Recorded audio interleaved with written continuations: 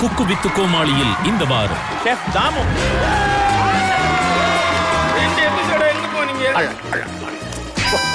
இன்னைக்கு உங்களுக்கான first task தோசையா? கோன் தோசை. அதிகப்படியான கோன் தோசை பண்ற அந்த 4 டீம் தான் அட்வான்டேஜ் டாஸ்க் 2க்கு போறீங்க. ஐயோ இந்த தோசையும் போயிடுச்சுக்கோ. மெதுவா மெதுவா மெதுவா மெதுவா.